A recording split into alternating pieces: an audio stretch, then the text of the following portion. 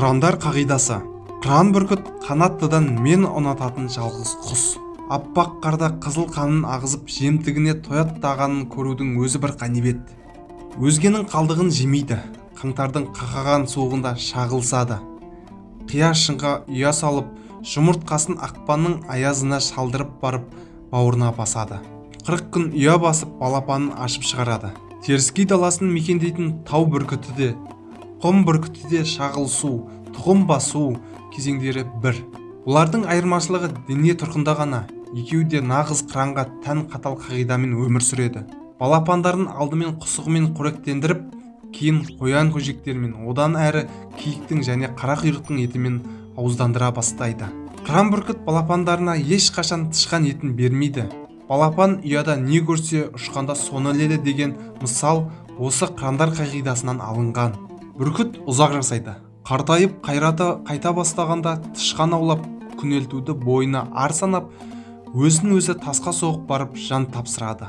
Өр кеудесін бастырмай, кәрілікке қор болмай, туған өлкесінің топырағына айналады. Мұндайды қыран өлім деп қатты қастерлейді қазақ. Мұның бәрі нағыз мұзбалақ қырандарға ғана тән қасиет. Маған қатты ұнайтын тағы бір ерекше қасиеті, бүркіт күн көзіне тура қарай алатын жалғыз тіршілік иесі. Қырандар өмірінде бірақ мәрте жұп құрады. Келі аққу құсы секілді махаббатқа адал. Қыран бүркіттің өмірінен ғибрат алатын тұстары өте көп.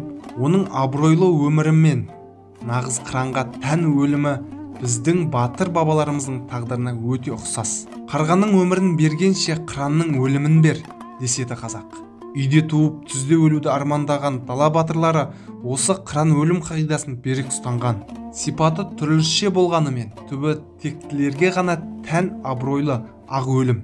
Қыран бүркіт ұрпақ тәрбиесіне өте қатты мән береді. Ұясын өз денесіндегі жұмсақ ұлпасынан жұлып мамықтайды. Жұмыртқа жарып шыққан қауқарсыз балапандарын қорғап, тамақтасып, бар мейірін төгіп асырайды. Ал балапандарын ұшуға баулығанда өте қатал мінез танытып, аяушылық сезімнен ада болады.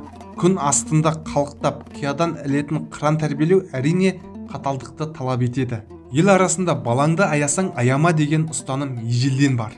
Қырандардың осы қағидасын ұстанатын әкелер әлі де кездеседі. Ол да дұрыс шығар. Заман бейбіт болса да, қатал тағдырдың ыстық суығына мойымасын, жасқаншақ жасық болмасын дейтін болар. Иә, баланы әке аяғанымен өмір аямайтыны әбден рас. Айдар Темірбекұлы, Созақ. Каналымызға тіркеліп, пікір білдірсеңіз жеткілікті.